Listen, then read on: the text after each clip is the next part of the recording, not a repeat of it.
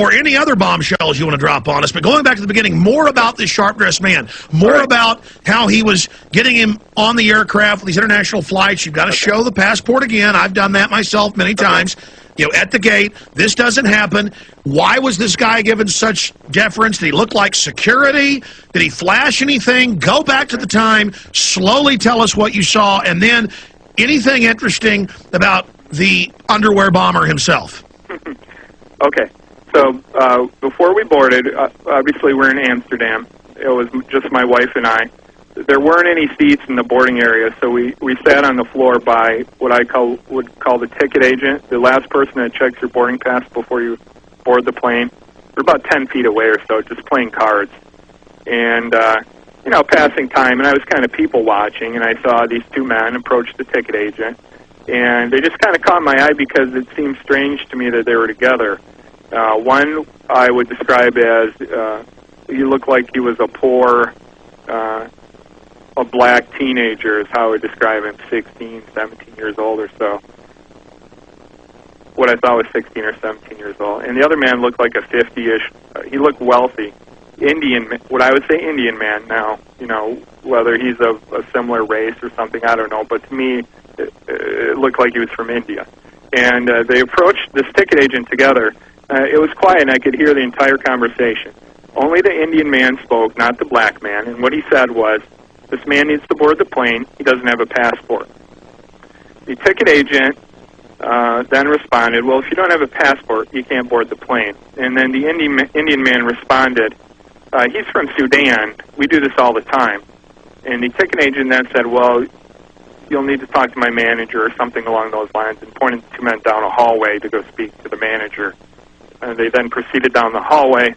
This was the only time I saw this particular Indian man. This was the only time I saw the black man until he tried to blow up our plane a few hours later. Okay, going back, so then you must have gotten on the plane before him or something. You didn't see how he got on. No, because shortly after they went down the hallway, we boarded the plane.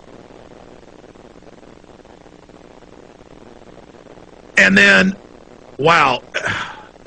And obviously, everyone should be talking. It should be all over the news. Who was the mystery man? Who could get through security? Who could bring this guy in? Who could get people on airplanes without passports, international flights, into the United States, some of the highest security in the world? I mean, this just gets crazier and crazier, Mr. Haskell.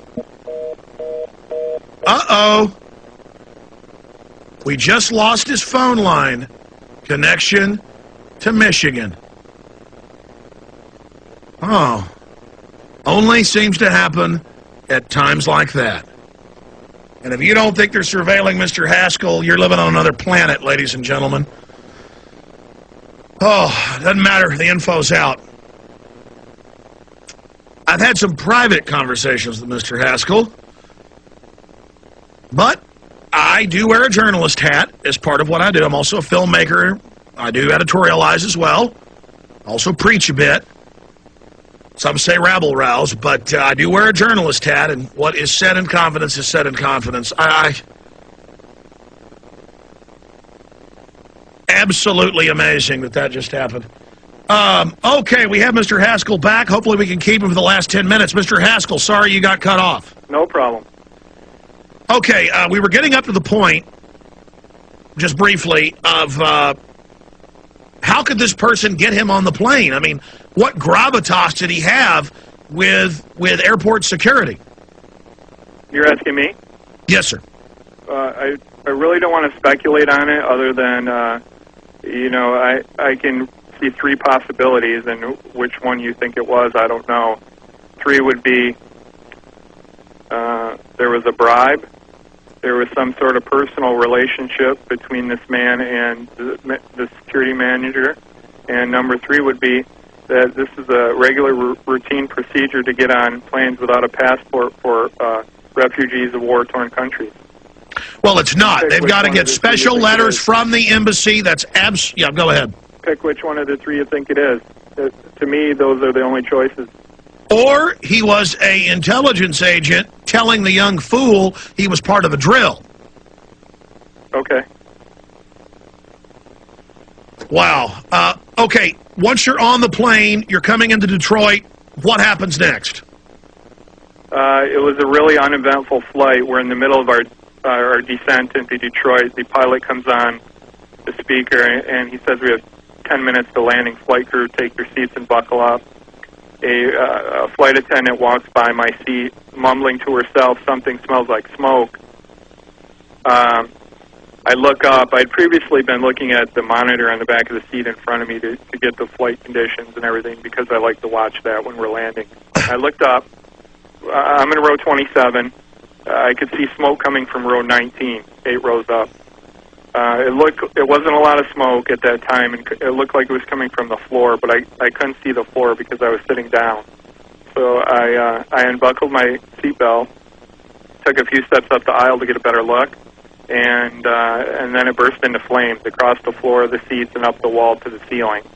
Just in row 19, and just to the seats left of the left aisle, which I think there were 3 seats, A, B, and C. When it burst into flames, people were screaming, "Fire! Fire! Terrorists! Water! Water! Water! We need water! Somebody get water!" Flight attendants were screaming. The pilot comes on the intercom and says, "Emergency landing," and starts speeding up. And while this is going on, the terrorist man's being hauled off into the first class area by a couple passengers. He didn't really put up any fight. Just to interrupt, Mr. Haskell, I also read and heard that the stewardesses were screaming, "Sit down," the whole time, and almost like it was a bad thing to have these men go up there and take this guy out. I didn't see that, so I can't confirm that. Okay, good. I mean, I hope that's not true. They were so foolish they wanted to wait for orders. Okay, continuing. So they drag him up into first class. Yeah. Now, did you hear this popping noise, or how loud was it? Because we heard about this big explosion, and then it was just a popping, and then people thought it was a firecracker. Okay. Honestly, I didn't hear a thing. I asked my wife if she heard anything, and this is what she says about it. It sounded like what I thought was the landing gear coming out, and then she said, "I heard like a little popping noise after that, but I just thought it was ice breaking off from the opening of the landing gear because we had been in really cold weather." And she said, I thought that's what it was and didn't think anything of it. But myself, I didn't hear a thing, to be honest. Absolutely. Well, there are so many things, Mr. Haskell, to talk about here. In the last few minutes we've got, I want to say bye to you during the break. I know you've got to go. We appreciate this time. In the last 5 minutes, any other points you'd like to make, any key issues that haven't been discussed, and as a concerned citizen who could have been killed by this, as a free person, I mean, you do have a right to make any statements you want about the investigation. We are 5 days into this, and we've not seen any surveillance footage. The media doesn't seem concerned about, like the radio station source I mentioned earlier. Let me be exact about that. 620. She said, yeah, the whole flight he was taping. We kept wondering why. Why aren't you seeing that video on the news? You're seeing a cop photo after the cops came on when the plane landed. Everybody's saying, well, that must be the footage with the police arresting him. No, there weren't a bunch of uniformed Detroit airport police on the plane. The citizens got him, tied him up, strip searched him to make sure he didn't have any more bombs. And that's a police photo. Why aren't the police releasing